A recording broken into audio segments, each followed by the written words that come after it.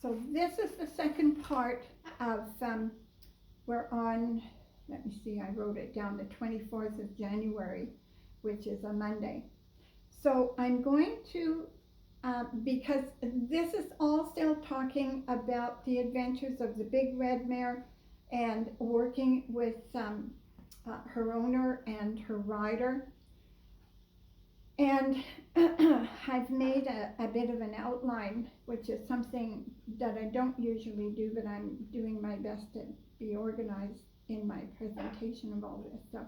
So I'm going to read to you my outline, and I'm going to flesh it out a little bit. So one of the first things I want to do is talk about terms and definitions. And in order to understand what the horse was actually dealing with as far as gravity, the rotation of the planet, which is the Coriolis effect, and the asymmetrical posture of the horse, and then couple the rider being on the horse with the saddle that may or not fit, with feet that may or may not be in balance, and a rider that may or may not understand motion. So if we use the typical terms that have enormous variance in their definitions and how to use them, then I am not personally doing my students any good. So I came up with a lot of different terminology, and I also have a different way of communicating with the horse other than half halts, because I don't use half halts. There's the very odd occasion when with a more advanced rider I will say, now that little thing that happened right there, that's what we would call a half halt, but it's not a harsh half halt. It's not getting into the horse's back. So terms and definitions are very important. The next thing is school movements. And I find that a lot of people who are, and I'm going to talk the English world right now, the English riders, and a vast majority of riders don't really understand school movements. And when you ask them to do a school movement by name, they don't really know what that means. Now, the thing about school movements, there are classical school movements that are usually associated with dressage, but when you take the word dressage, which is a French word, and you translate it, it means training. So when you, first of all, understand what the basic foundation school movements are, and that you're capable of riding them to the letters in the arena, you understand that, and then you can use those school movements to increase your ability as a rider in terms of your precision of how you manipulate those movements, and that you can compare what you just did and say to yourself, I didn't catch this or that or the other thing, or I didn't feel it. Go and do it again, knowing that those things are going to happen and that you can prepare for them. So then figure that out the second time, and the third time you go do it again, you get ahead of that curve, and you know what's going to happen, that's what you don't want to have happen, you're ready for it, you're prepared for it, and you can make the corrections in yourself and in your horse and execute a much better movement. Now, that's a really important thing to be able to do, and I refer to that as past, present, and future thinking, which all roll into one ball that's happening simultaneously as you go from one exercise to another. And once a rider can do this, then a rider can take those skills and begin developing the horse that they're riding or the stable of horses they're riding. And when you have a rider that is capable of doing that, that has that knowledge, then what you can do as you ride these various horses is your education of the horse takes less time because you're making less mistakes and thereby creating situations where the horse is doing the right thing more frequently, and so they progress much faster. And I don't mean faster that you can take a 4-year-old and the next year it's going to be a Grand Prix horse.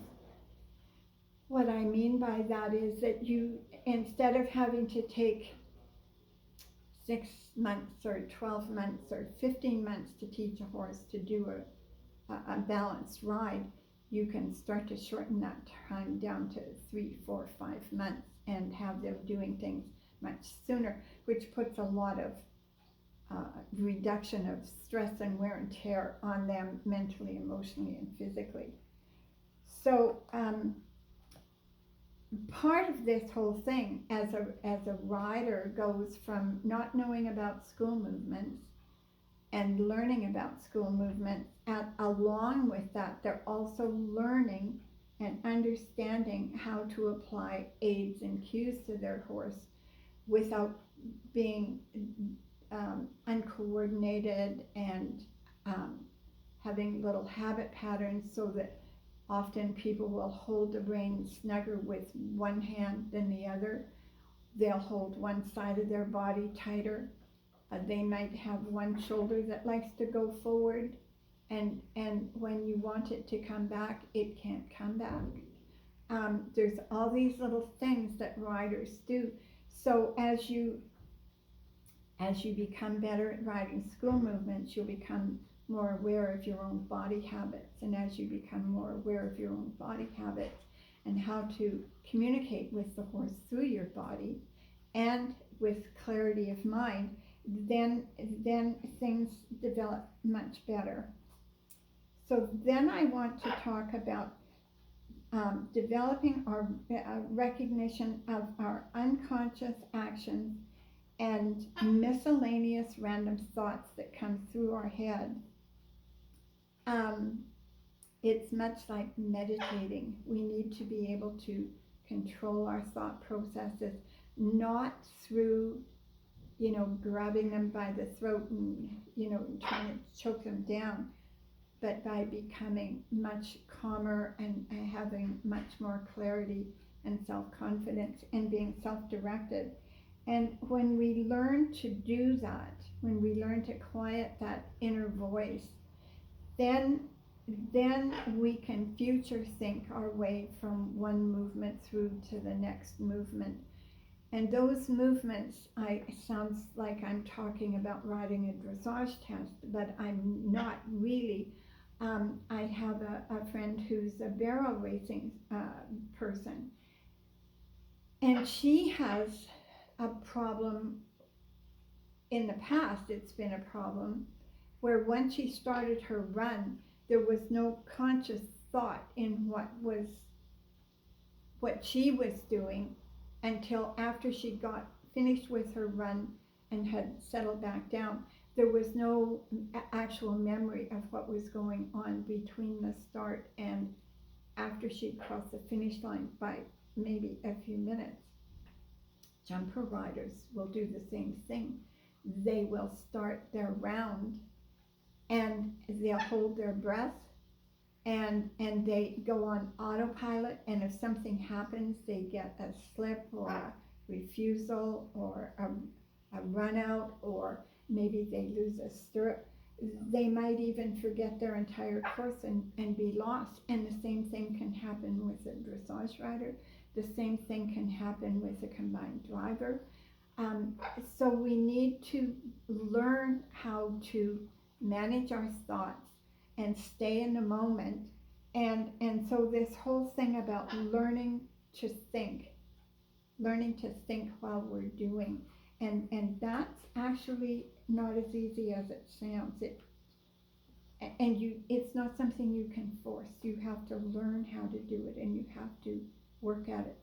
Then my next thing is combining concepts of past, present, and future to create the new you that you are hoping to be, okay?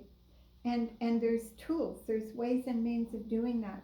And 50 years ago, we didn't have the language or the understanding either of horse psychology or human psychology, but we do now. And that's a big leg up for everybody.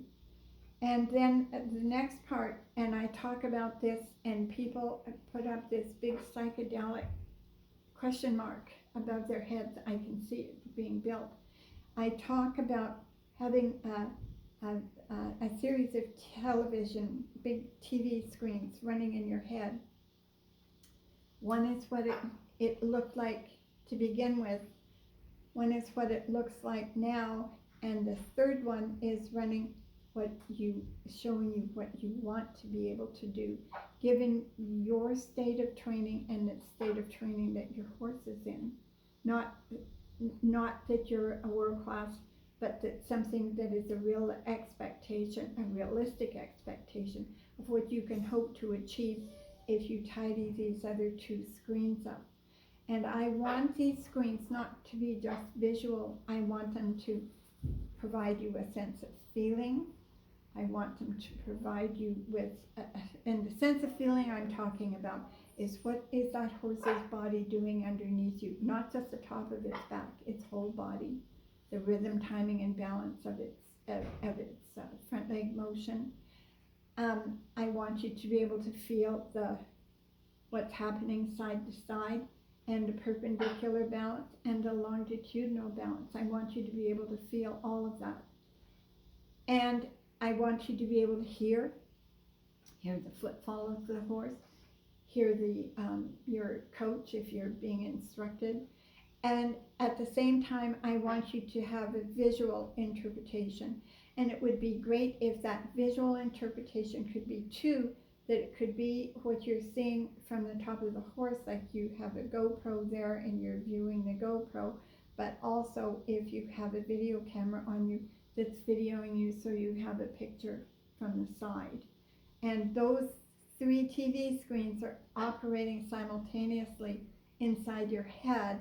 And what I talk about is being able to take what you were doing and blend that into what you're currently doing, so that you bring them into focus, and then have the one that's where you want to be and try and move these other 2 into focus with that one, so that as you go along and you're progressing and schooling your horse, regardless of what it is you are trying to do, whether it's a reining pattern, or you're working stock, or you're trying to throw a rope, or riding a dressage, it doesn't matter what you're doing. Even just riding down a trail, there's always going to be a fence line with a garbage bag flapping on it, a horse coming to you, a horse coming past you, somebody with a dog, somebody with a baby buggy.